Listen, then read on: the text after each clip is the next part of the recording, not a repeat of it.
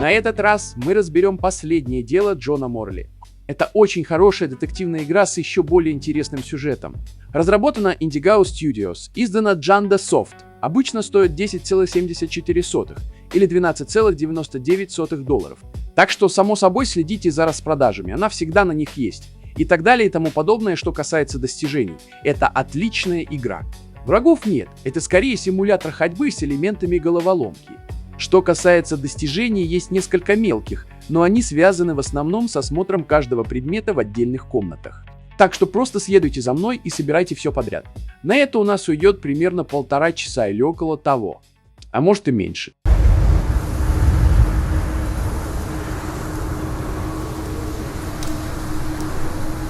Where am I?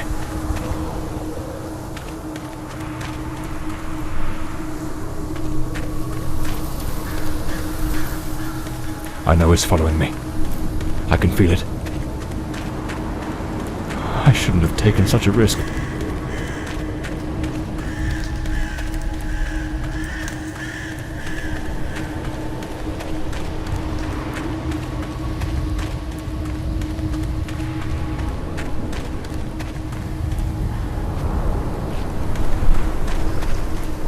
That sound.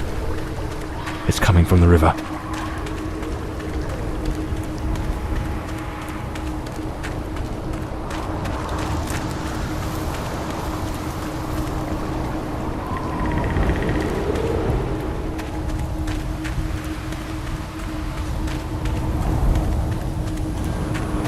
Catches me, it will show no mercy.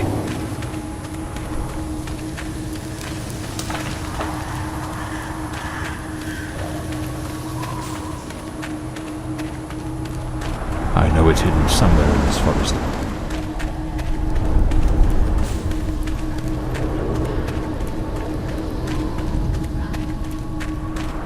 I should be able to see its light soon.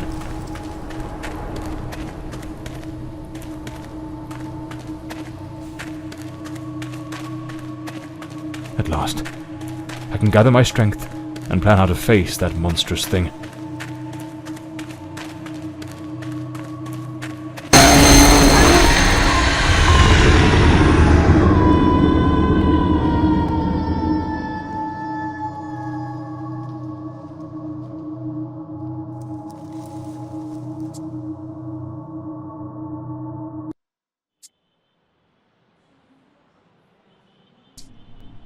The name's John Morley, private detective, and today is a momentous day.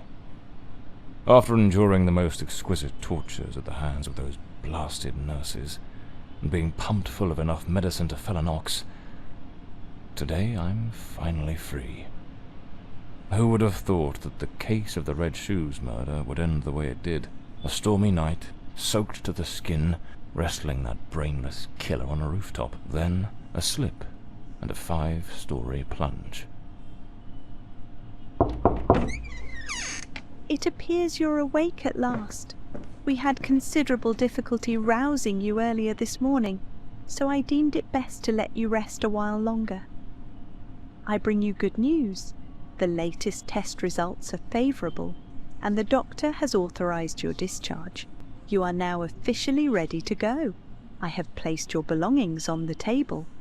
Oh, and a lady stopped by this morning with some clothes from the dry cleaner. I've been having nightmares. The doctor has prescribed some medication that should help address any residual effects.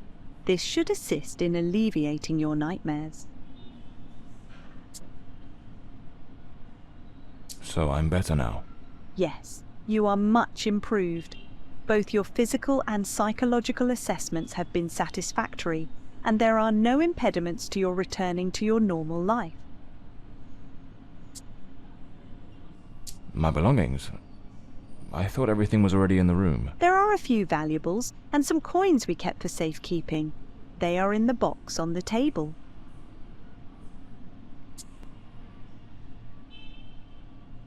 A woman brought my clothes from the dry cleaner. Was it Penny? I couldn't say. She arrived quite early, before my shift began. I've placed the garments in the wardrobe to keep them from getting wrinkled. Now, if you'll excuse me, I have other patients to attend to. I wish you all the best.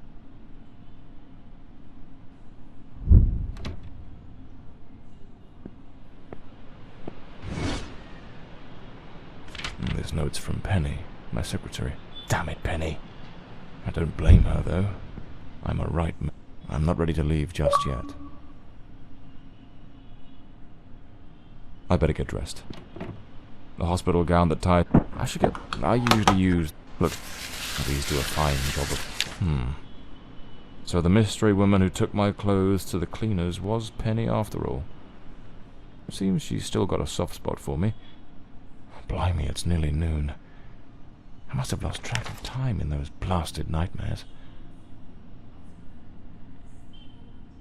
That's me, the bloodhound Morley. Story of my life. Nearly broke.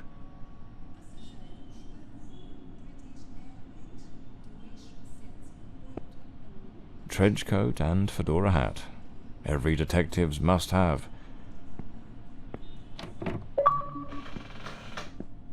I'd better hurry up. Just like Penny says in her note, I might have a new client this afternoon. And with the way things are going, Alright, let's get moving. Today's the first day of the rest of my life.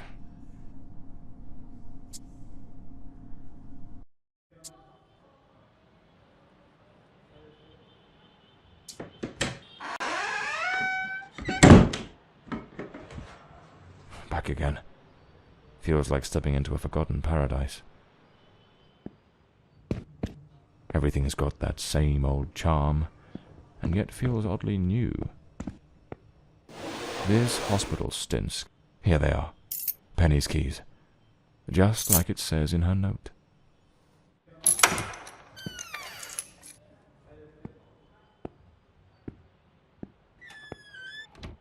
Penny's desk. I ought to give her a ring, and try to sweet-talk her into coming back. So this is Peter. That smug grin's got "Punch Me" written all over it.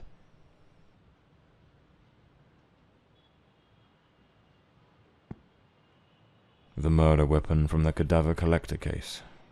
Nasty business, that one. The case of the Red Shoes murder. One of the most complicated I've faced. Finally. Case closed.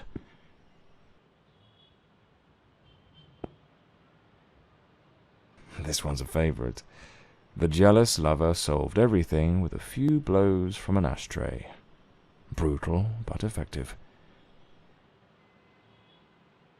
This case is worth its weight in gold. Everything you need for a portable lab.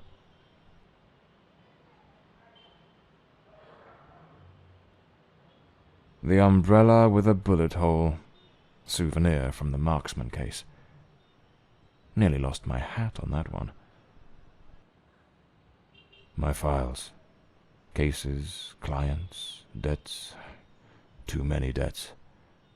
Far too many. Even the coppers missed it. The slant on the letter E. That's what gave away the typist in the black letters case. My desk, strangely tidy. Normally it's buried under papers, notes, bits of evidence. Penny must have wanted to leave everything spick and span before she walked out on me. Another one of my cards. But this one has my last name circled. Amazing how this little gadget can reveal the devil in the details.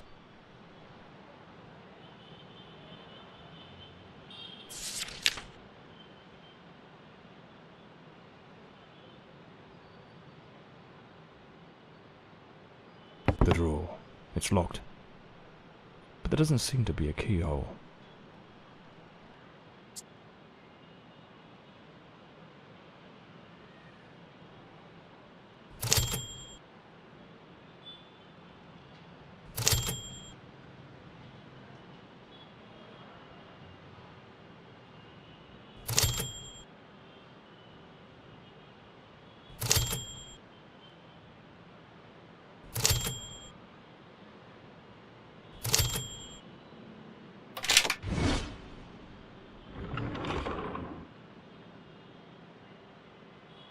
my Smith & Wesson, in perfect condition. You never know when it'll come in handy. The Scarlet Page. I trust Penny didn't go snooping through my things while I was away. Oh, my apologies, madam. I didn't hear you come in. I was a bit distracted. Good afternoon, Mr. Morley. I trust your assistant informed you of my visit as promised. My apologies. I was rather engrossed and didn't notice your arrival. To whom do I owe the honour of this meeting? Lady Margaret Fordside, the 4th Countess of Bloomsbury. Lady Margaret, could you tell me what brings you here today? How can I assist you? I shall endeavour to be as candid as possible.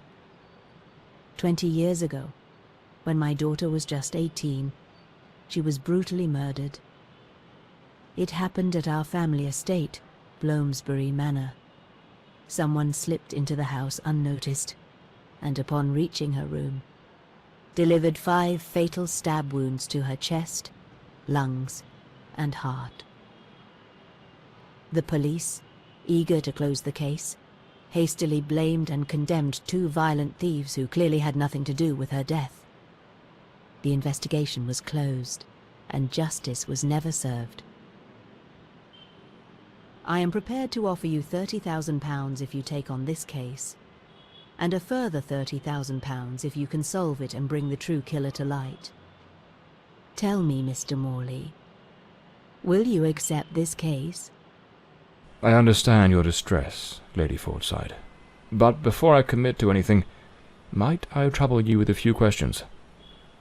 By all means, Mr. Morley. Ask whatever you must.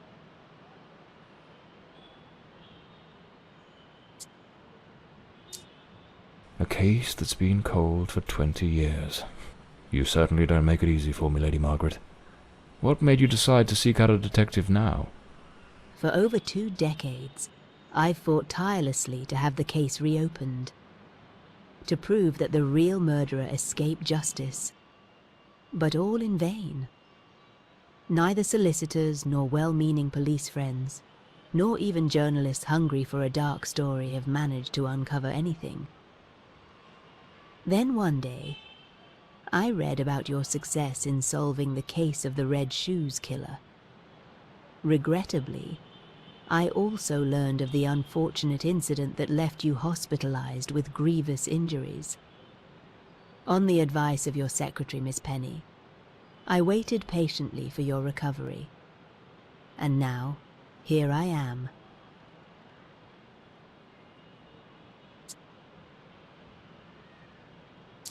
Tell me about the men the police arrested. Why are you so certain they weren't guilty? 2 days after the murder, the police arrested a pair of violent thieves who were terrorizing the county at the time.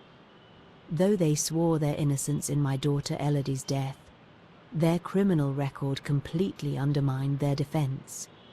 Seizing the opportunity, the police locked them away for their other crimes, and the case was closed. But what has always struck me as suspicious is that nothing was stolen on the night my Elodie was killed. If those thieves were truly the culprits, why would they murder her and then leave without taking a single piece of silver? It doesn't add up, Mr. Morley.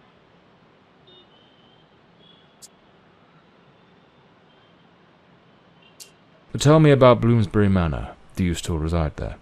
After Elodie's death, I abandoned the estate. I couldn't bear to remain there, to live within those walls. Even now, when I visit the manor, it still feels as though I can hear her footsteps echoing through the halls, her voice humming that old melody, the delusions of an old woman who has mourned her daughter for far too long. Mr. Morley, no mother should ever have to bury her child. Should you accept the case, Bloomsbury Manor would likely be the best place to begin the investigation. I shall not impede your work, as I now reside at Bedford Square, in the heart of the city.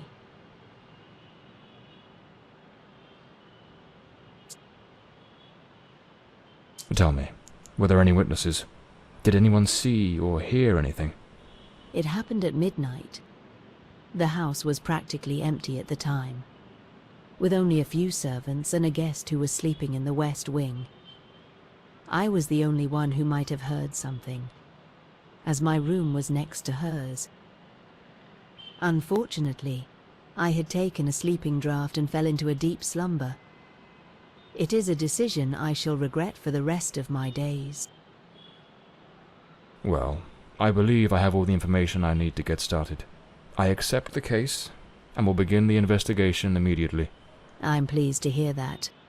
My butler will bring you the £30,000 tomorrow morning. Now, if you'll excuse me, I have matters to attend to.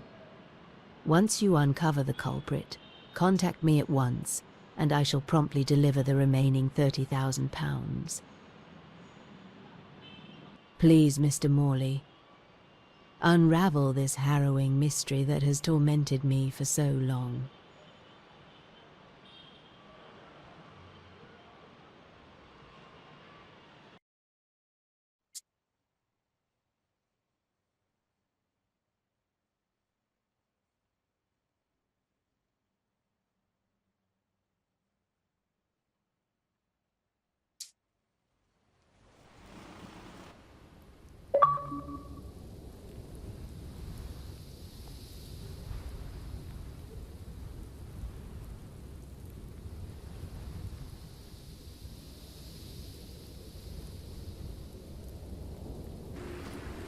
As I made my way through the dense forest path, a haunting silence enveloped the air. It was as though the very night of the crime still lingered here, shrouded in an eerie calm. The manor stood before me, its facade as inscrutable as the shadows that danced in the moonlight. Every step I took felt like a step deeper into the heart of a mystery that refused to be forgotten.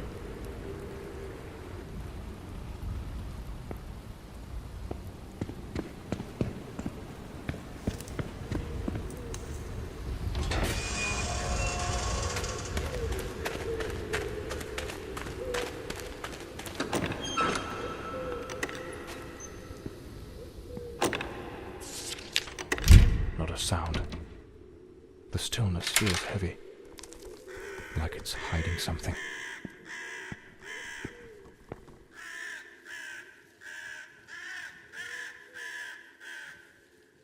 It seems Elodie had a passion for art, but her style wasn't exactly well received. This painting, it's rather grim. There's something deeply a blue moon, fitting for a place haunted. Looks like the Countess left this for me. It could be useful for getting around the place.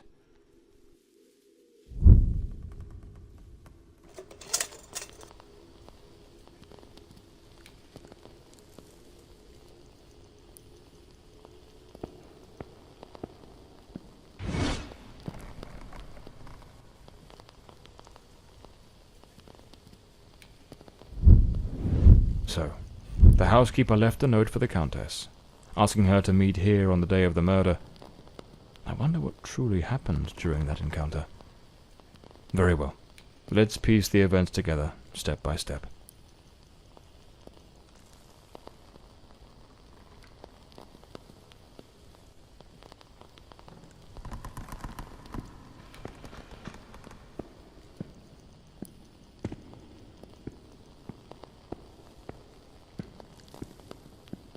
Two chairs. One of them knocked over. Looks like someone arranged tea in the library that day. The housekeeper's cup is still here. Tea spilled across the table. She never got to drink it. An empty envelope. Did the housekeeper hand the Countess a letter? Lipstick stains. Same shade the Countess wore when she visited my office. It seems they met here. But something went wrong during the conversation. I am very angry. After all these years of service, this is how you repay me? Walking away like this? I'm sorry, madam, but the situation has become unbearable. My bags are already packed.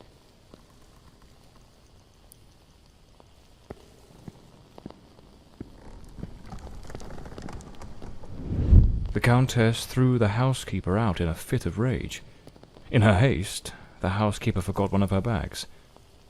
What was it that unsettled the housekeeper enough to abandon her post so suddenly?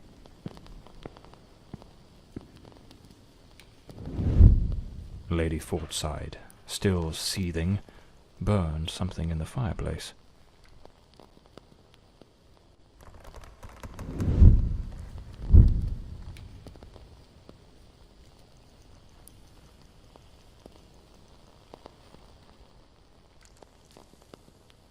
The housekeeper resigned.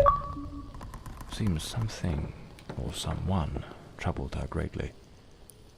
Enough to break the long-standing family tradition tying her to this place. The lock has been concealed. This door must open by some other means.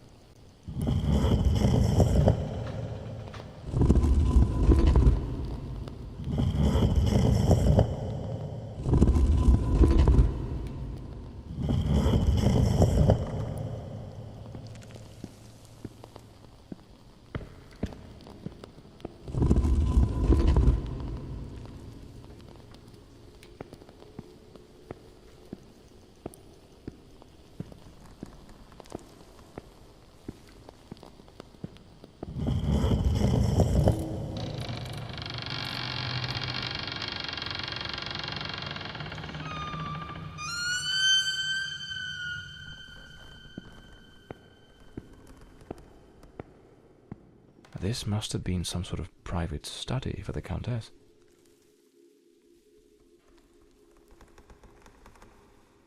Elodie was committed to a psychiatric facility, but she supposedly recovered from whatever ailed her. Lady Margaret and a young woman. I suppose it's Elodie. They look happy. It was undoubtedly a better time. A British passport. Lord Fordside was undoubtedly a man of the world. An old pocket watch. It probably belonged to Lord Fordside, Lady Margaret's husband. This looks like the key to the main hall. Could be my way into the heart of the house.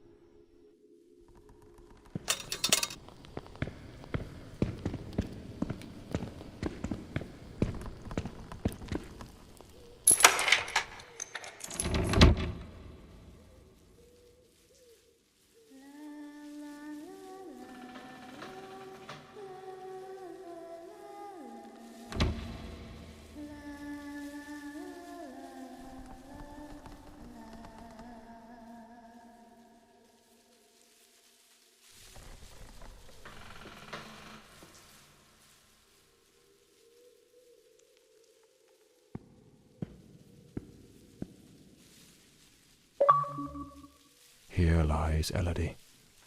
Rest eternally, beloved daughter, beneath the tree that once watched you grow.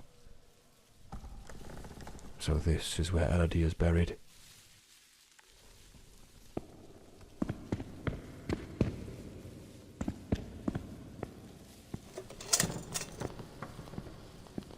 Layers of a grand ship on the open sea. Looks like the last painting Elodie was working on was of a ship at sea. The whole gallery is filled with maritime references. She seemed quite obsessed with it. A man with his back turned, watching a ship go down. Looks like some sort of clue.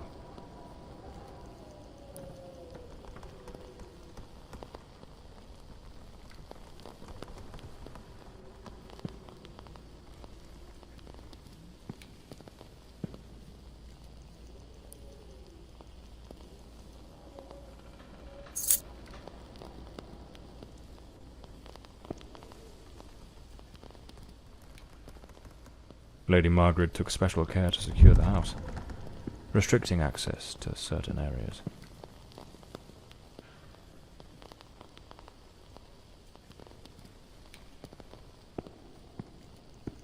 The sinking of a ship.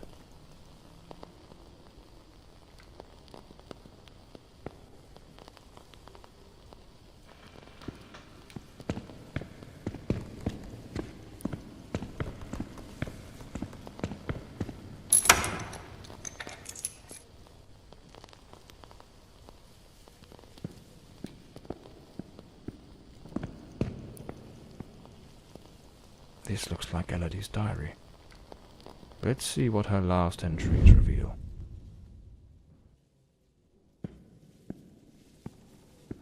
I'm absolutely over the moon. Walter has written to say he is coming. I met him at the Western... Those poor souls. Tragedy seems to have cast a long shadow over this family.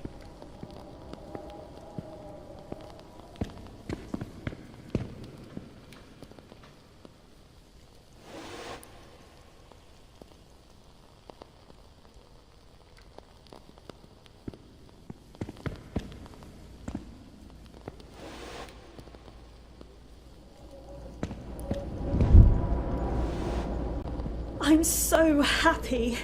Walter has finally arrived. I must admit, I am utterly captivated by him.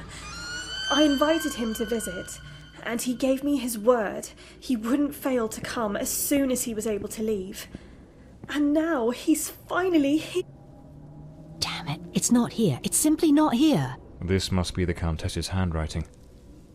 What was she searching for?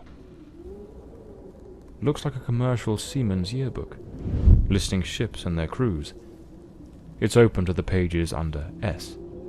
Oh, they looked so in love. Zoe.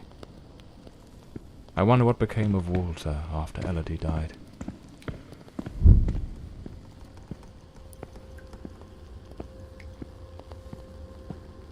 Something definitely happened here.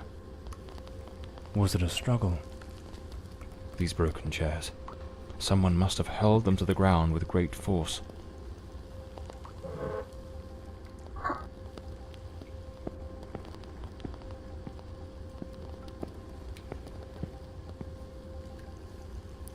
A silver knife is missing, and it's nowhere to be found.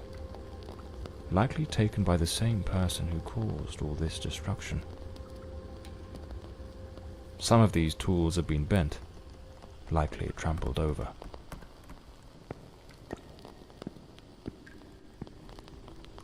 It looks like this vase was shattered. Not just dropped, but smashed with intent.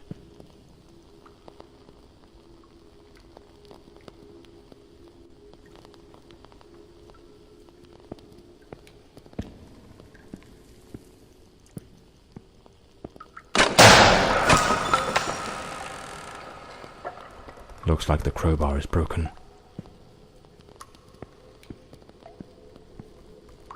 Lady Margaret, after the death of her daughter, dismissed the staff and left the mansion.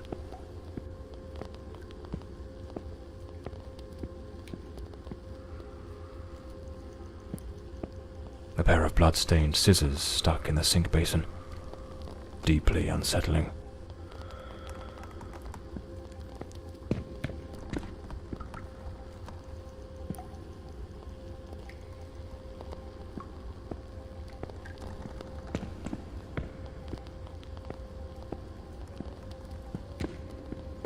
Miss Marver apparently knew her way around the tarot. What a dreadful spread, and what a chilling omen it revealed. Evil approaches. It will bring death, and lay ruin to the house and all who dwell within.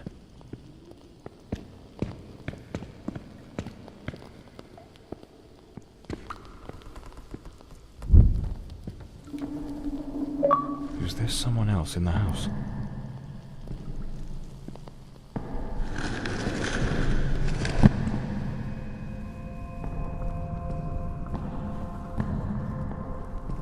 Who the devil is that man? He had a knife. I'm completely in the dark here. I don't think he saw me.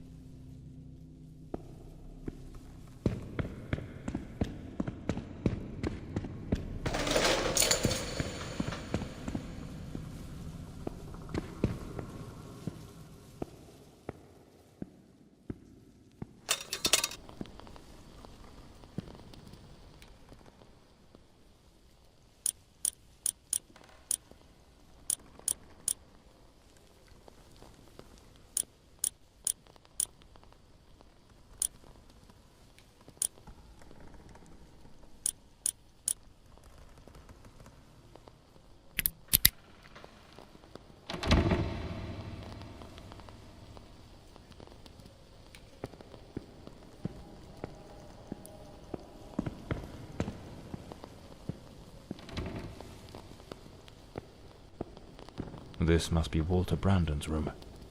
The diary of Walter Brandon. Perhaps it holds some clues about who he was, and what his involvement in this case might be.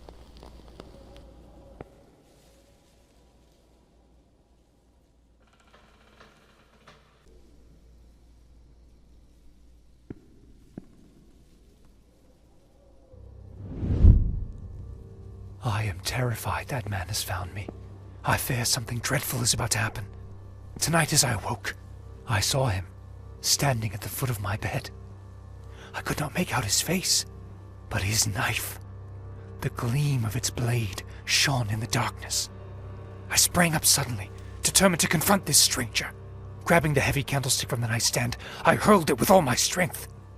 He vanished into the dark. What on earth happened? Did Walter also see the mysterious man with the knife? It's absurd. This occurred 20 years ago. Surely that man can't still be lurking about. Can he?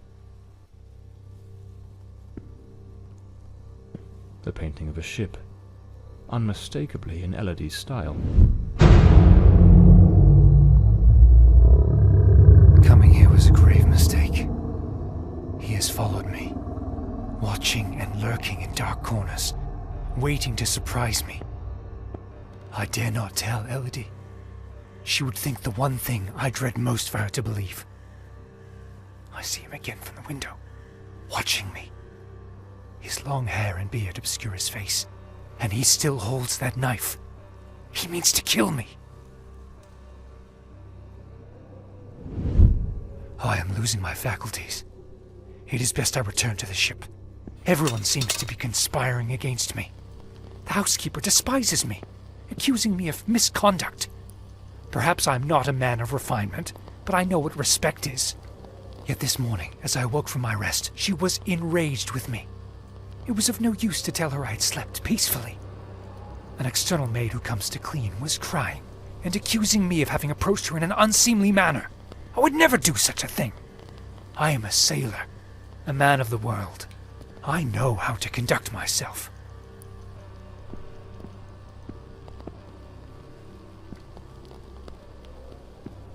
The last entry in the diary, dated the very night of the murder. My beloved Elodie, why can you not believe this poor sailor who only wishes to love you? I have left everything behind. My ship, the sea, all my world, just to be by your side as you asked me to. Damn it. I can hear the man with the knife coming up the stairs from the hall. I need to hide. Walter was terrified. What in the devil was happening here? It seems this trunk was all Walter owned. It seems I'm not the only one with a fondness for hats. A photograph of Elodie. No doubt Walter cared for her deeply.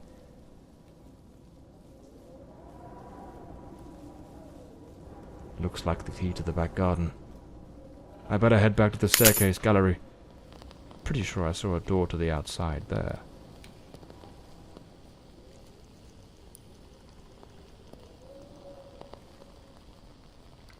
a model ship. Mr. Brandon must have felt a deep yearning for the sea. A compass and a sextant, tools of a sailor. An empty bottle. It smells of good rum.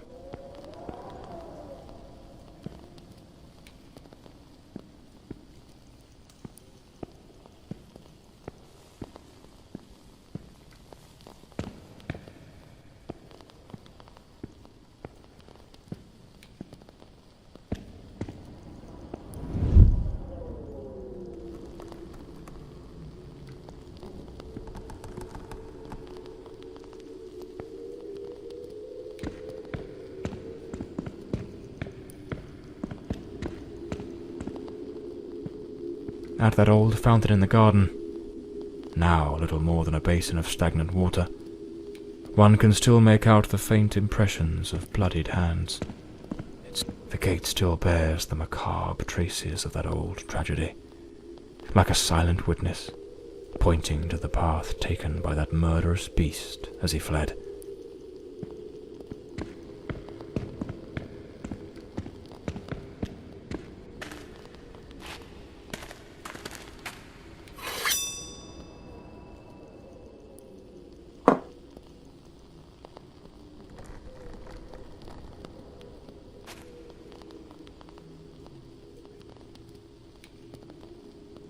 Despite his injuries, the killer rid himself of anything that might incriminate him before fleeing the scene. The boots, the coat, even the knife. It's a chilling thought. But this ought to do the trick for that boarded-up room upstairs, just by Walter Brandon's room.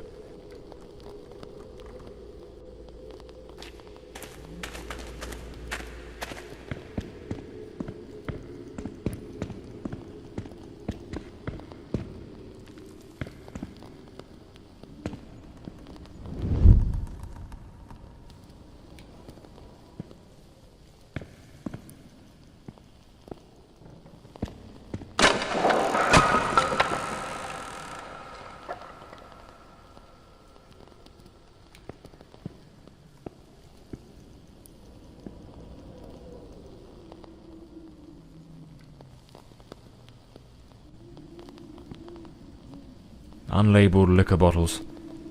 The damp and the passing years have likely worn away whatever once marked them. There's a distinct scent of wormwood, the plant at the heart of absinthe. Thujone, its active compound, could provoke hallucinations. Visions said to come straight from the goddess Artemis herself.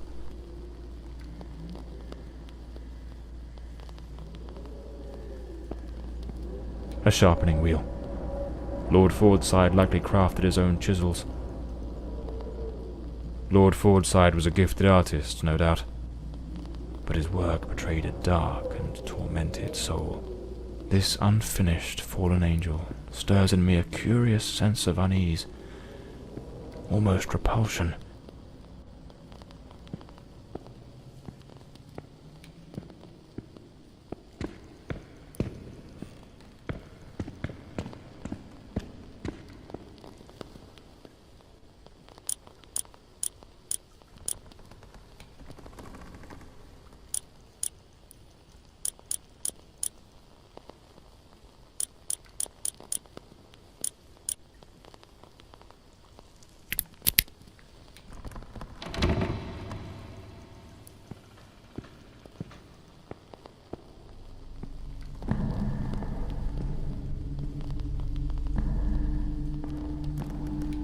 Him again. Who the bloody hell are you? This room looks like it belongs to the bedder's maid.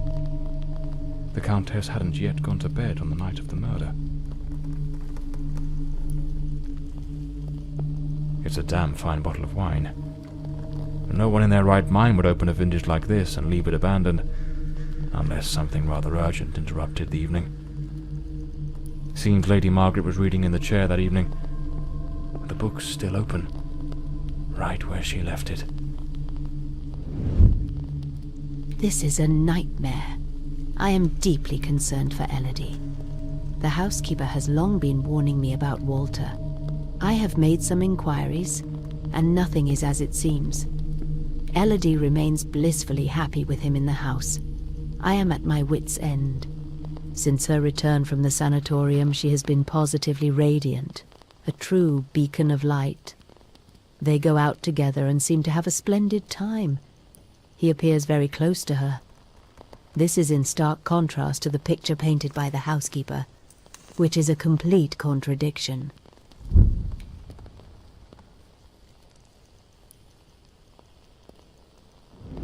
Last night I heard him scream. He seemed to be in the throes of a panic attack. I approached on tiptoe to the guest quarters, and then suddenly I was struck with terror. An insane, maniacal laughter echoed through the night. It did not sound like him. The following morning, Walter and Elodie went out to sail on the pond. Everything appeared normal, and he was the most charming he has ever been.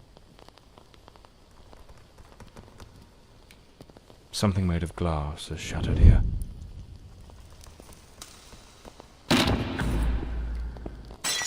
Oh my God, what is that noise? It's coming from Elodie's room. The fireplace tools, all knocked over on the floor. And unless my eyes deceive me, the poker appears to be missing. Oh my God, Elodie! Lady Margaret, quite agitated, grabbed the fireplace poker and rushed toward Elodie's room. A key. Likely the one to Elodie's room. Lady Margaret lied to me. She hadn't taken any sleeping draught that night. She could have heard the attack and rushed to see what was happening. Why did she hide this from me? The more I investigate, the more convoluted it all seems. A pool of dried blood. There's no doubt now. This was the scene of a rag doll, tossed on the floor. I'd wager it used to sit neatly on the bed.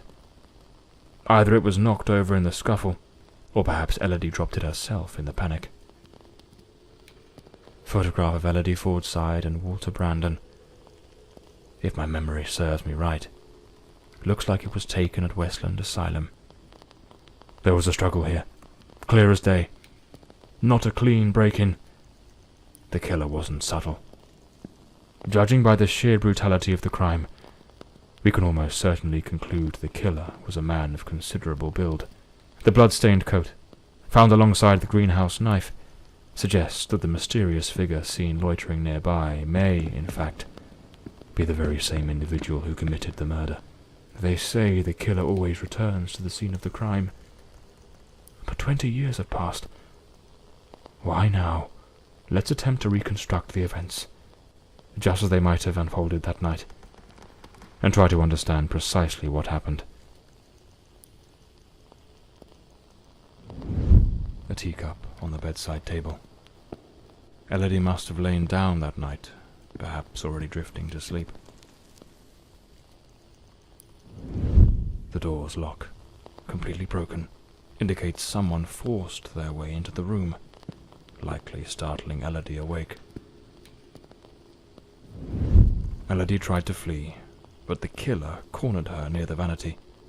She lost her balance and fell, breaking the dresser and chair.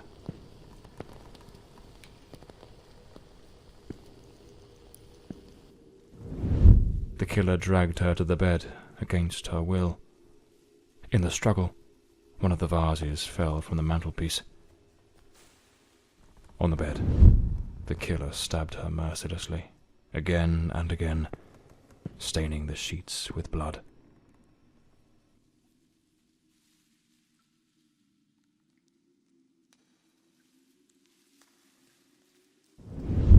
That's when Lady Margaret arrived, striking the killer with the fireplace poker, knocking him away from Elodie.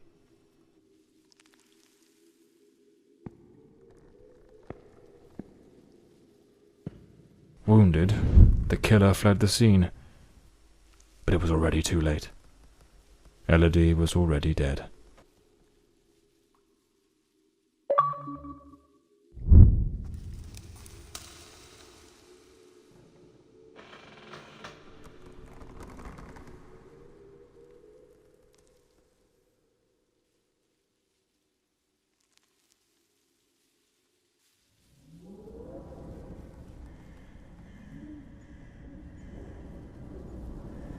The old Bloomsbury mansion. It choked my thoughts. It had that kind of sadness that seeps into your bones like old damp, and that sudden abandonment, so clear before my eyes, looked like a sinister time capsule.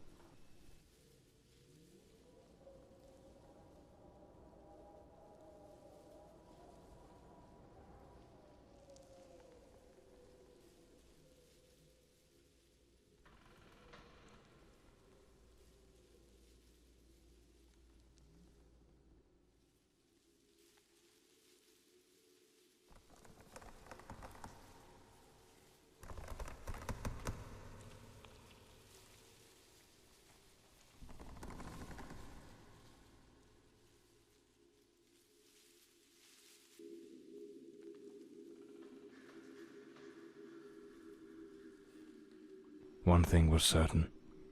My next move was to dig up answers about the man with the knife, and about Walter Brandon, the sailor from Westland Asylum, an old forgotten sanatorium that, 20 years ago, was the scene of a meeting between Elodie Fordside and that Brandon fellow.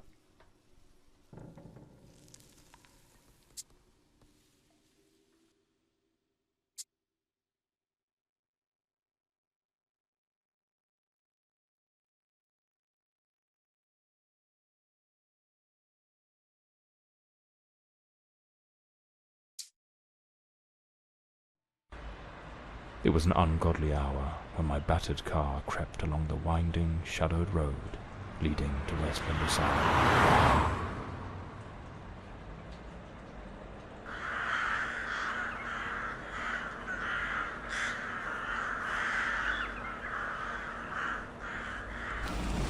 But what I found upon arrival was disquieting.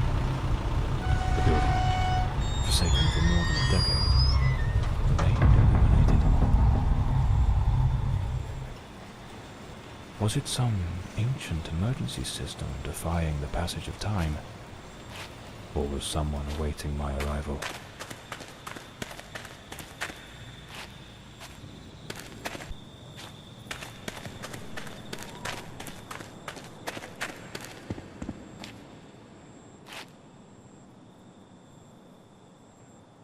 So, there's an alternative entrance, hidden somewhere in the wall of the asylum.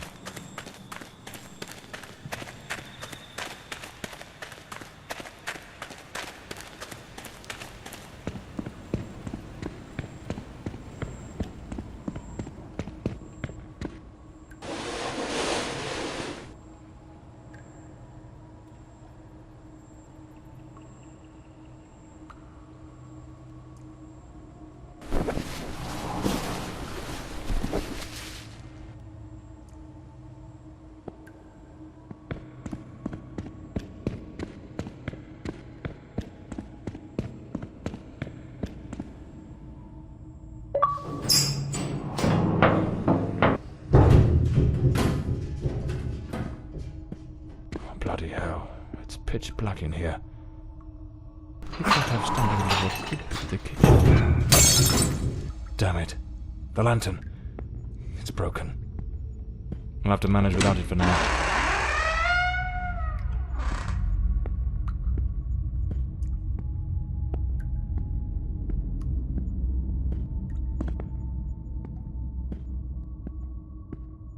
Westland Asylum was a top place in its good old days.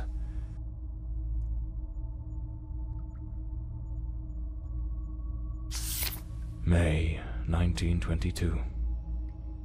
This letter. The nurses were genuinely concerned about the aggression of patient B03.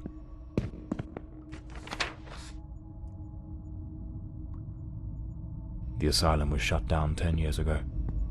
Judging by the state it's in, they probably had no choice but to close it due to the building's condition. The girl? How is the girl? You mean Miss Elodie Fordside? Don't worry, that bloke didn't lay a finger on her. But you took quite a knock. This is going to smart.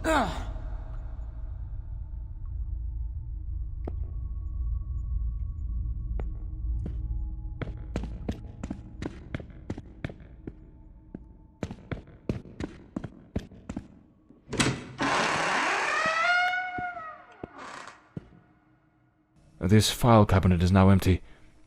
It probably held all the records of the inpatients. We must formalize the admission of Miss Elodie Fortside. I have her file here. That girl? What do you think of her? I don't quite know. She seems a good girl. I do hope she recovers soon. I know what Dr. Mulder thinks of her. Oh, don't be wicked. You cannot tell me you haven't noticed. Have you seen the way he looks at her? Shh, hush now. Someone's coming. It seems the nurses were gossiping about a certain Dr. Mulder, who appeared to be especially taken with Elodie.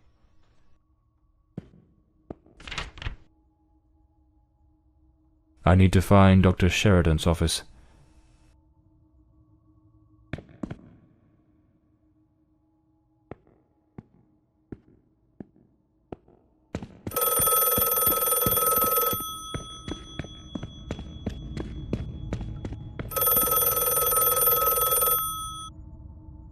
Hello? Hello? Can you hear me? Mr. Morley, is that you? Lady Margaret? Mr. Morley, I'm so relieved to hear your voice. I've been trying to reach your office, but I couldn't get through to anyone. It's awfully late at night, Lady Margaret. How on earth did you know I was at Westland Asylum? Well, I was already in bed, truth be told. But there was something on my mind. A vital detail I'd forgotten to mention. I called your office, searched for you at the mansion, and when I couldn't find you there, I assumed you might be investigating at the asylum. I see. Very resourceful of you. Now tell me, what is this detail of such importance? Oh, yes, of course. I almost forgot. You see, the truth is, I'm afraid that you're not alone. What the devil does that mean? Hello? Lady Margaret?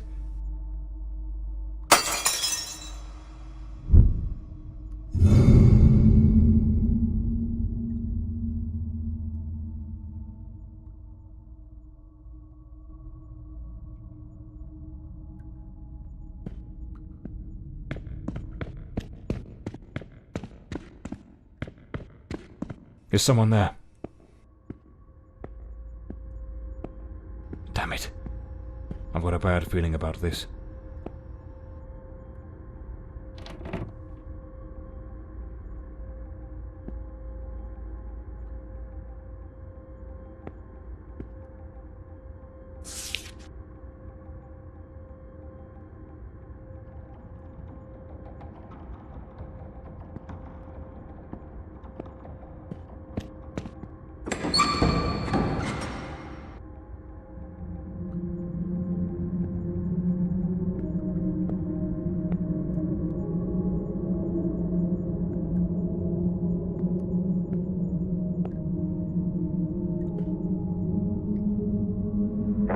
Report.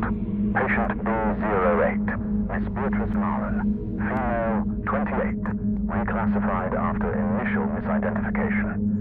Miss Maran presents with severe self-destructive behaviors.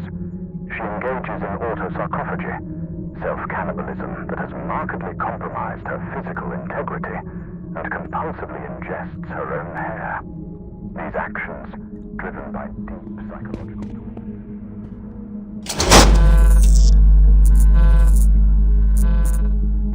As a precaution, she is secured in a straitjacket.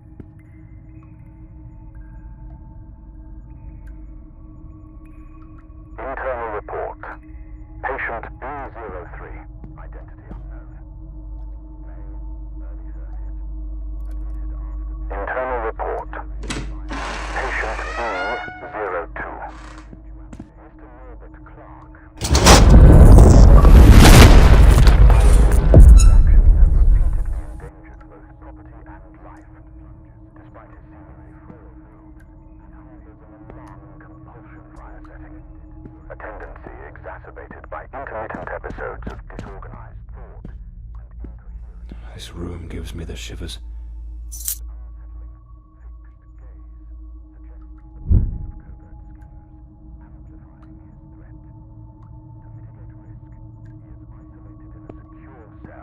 Thoroughly cleared of stringent restraints, such as an anti-biting mask and, if required, an iron muzzle. Ongoing monitoring is maintained. I need to hide. Quickly!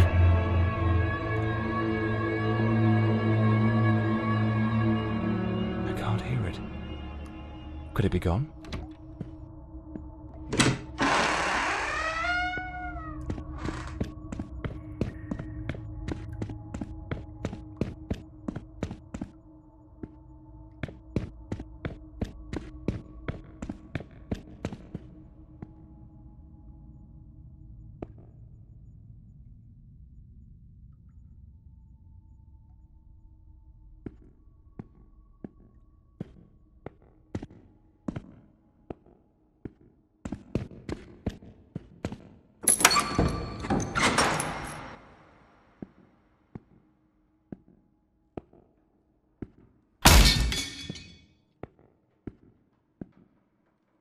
A cigarette case, with a bit of tobacco still inside.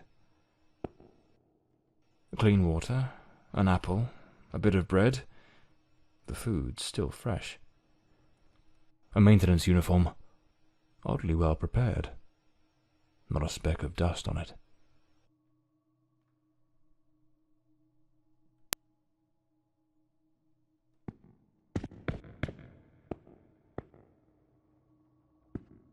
Looks like someone's been coming through here. Perhaps this is what Lady Margaret meant in her call. Or was she trying to warn me about something else?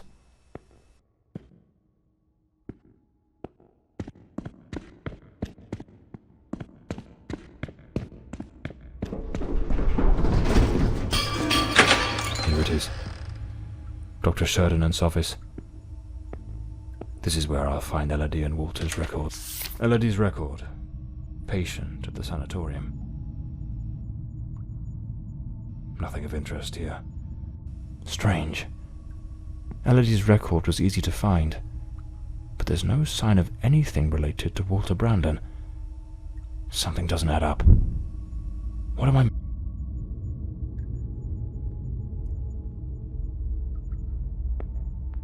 Wait. No, it can't be.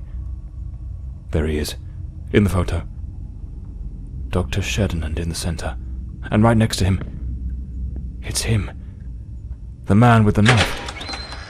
That wild mane, that unkempt beard, it's unmistakable. But what's he doing here? And he's holding a book. What was that noise? Sounds like something just came crashing down.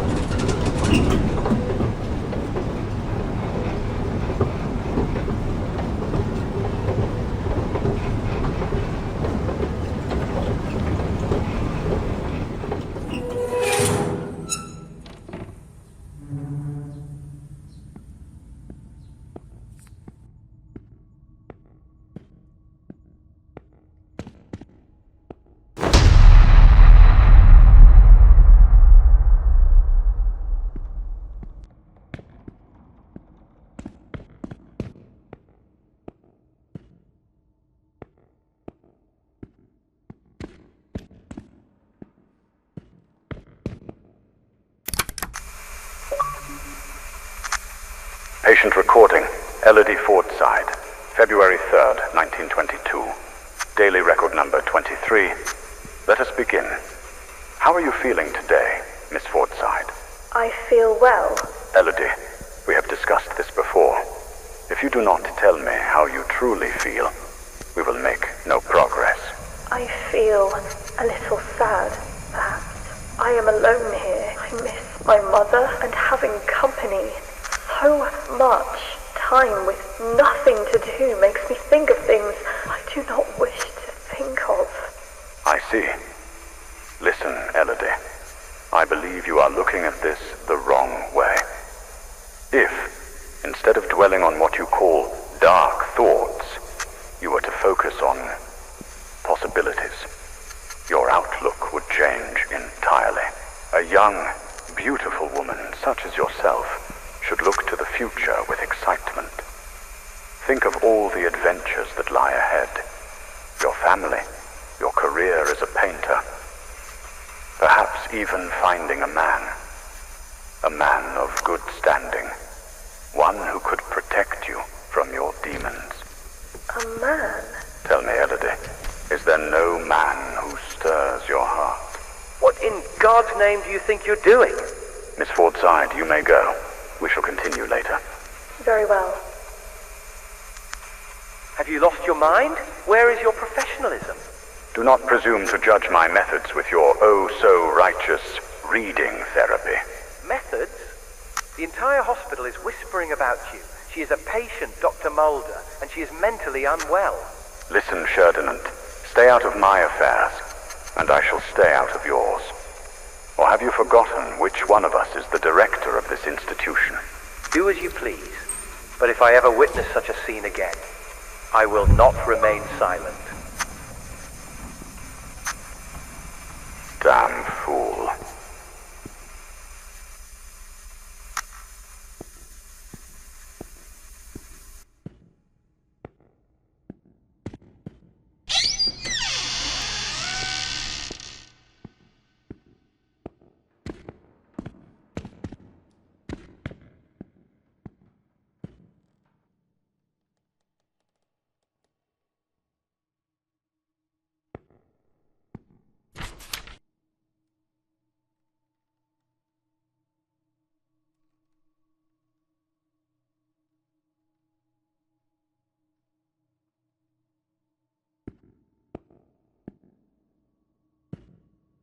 The Adventures of Walter Brandon, the intrepid captain of the Stella Maris, braving the treacherous South Seas.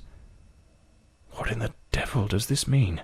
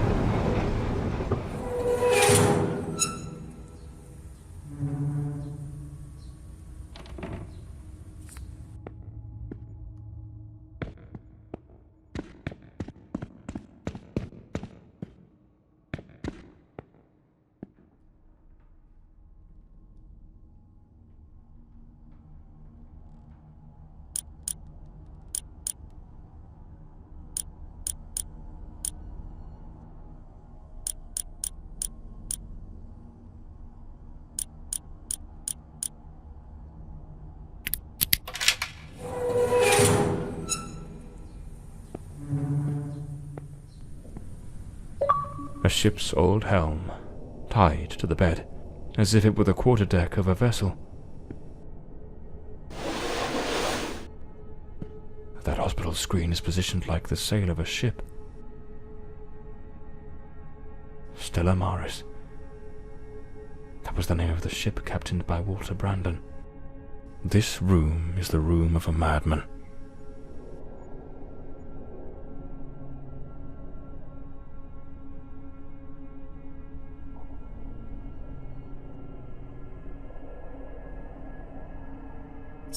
This must be the key to the attic.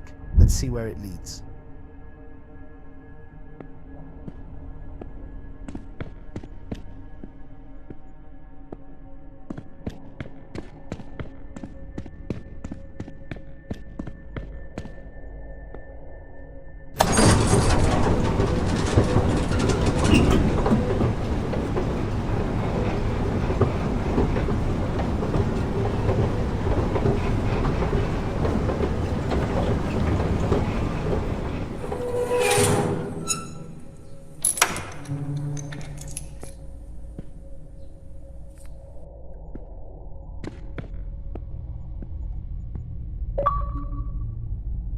Hair on the chair, strands on the floor. This is where the transformation took place. A pair of scissors and a comb. Elodie put in real effort to make him fit the mold of her ideal hero. She remade patient 1365 in the image of her most secret longings.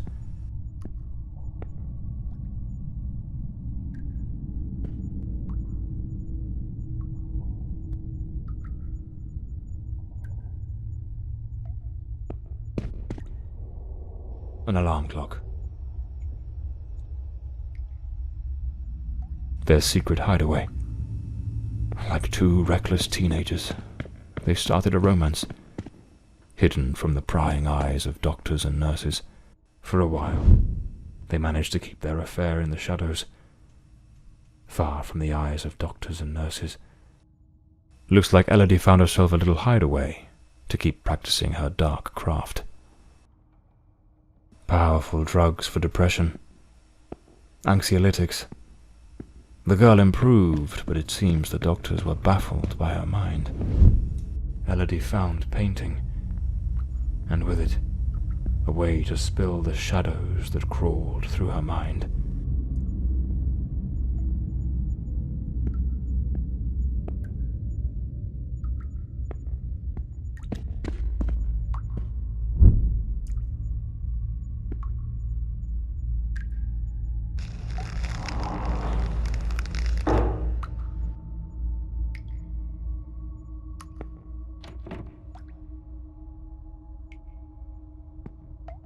The room has been decorated to resemble some sort of island in the South Seas.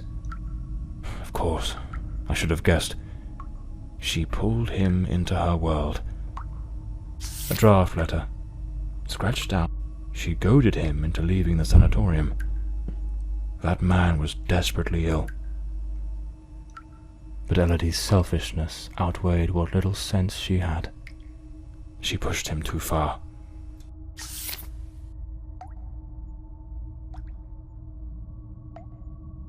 This letter. At the very least, it's highly inappropriate.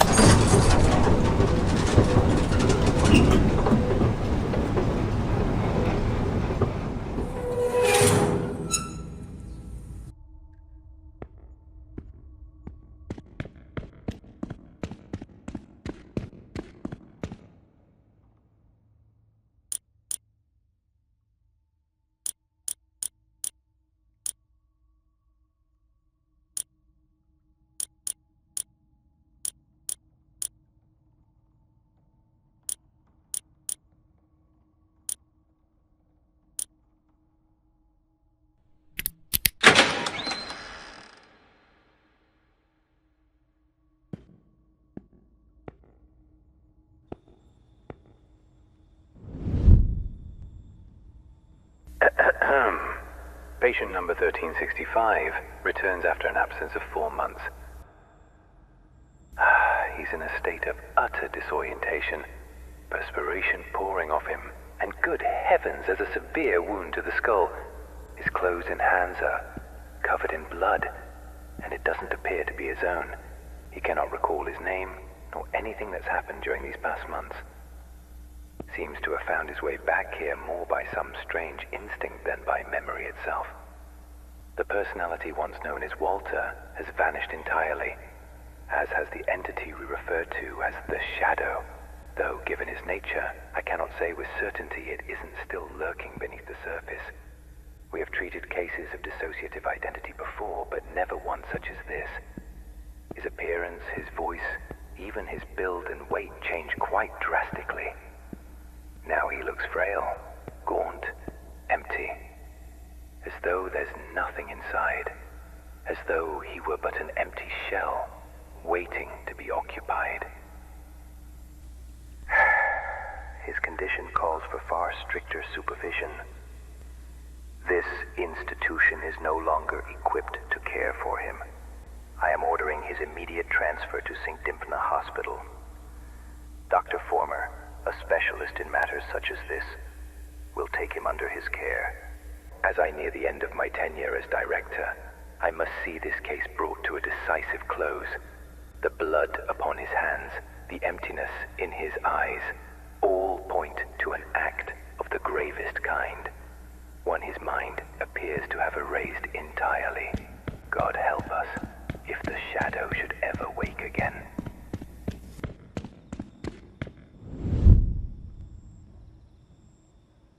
So it seems Walter came back to the sanatorium of his own accord, though he was utterly incapable of recalling what he'd done.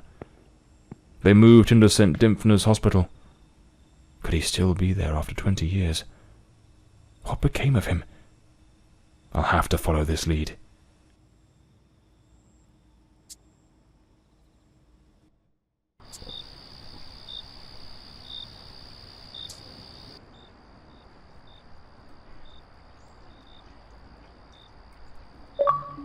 That man returned to the new sanatorium, remembering practically nothing. Maybe it was the wound Lady Margaret left him. Or maybe his mind shattered and never came back after what happened that night. As for me, I was hired to find the one who killed Elodie Fordside, and my intuition told me they were still there, in the depths of St. Dymphna. I sensed that the end of the road was waiting for me in that place.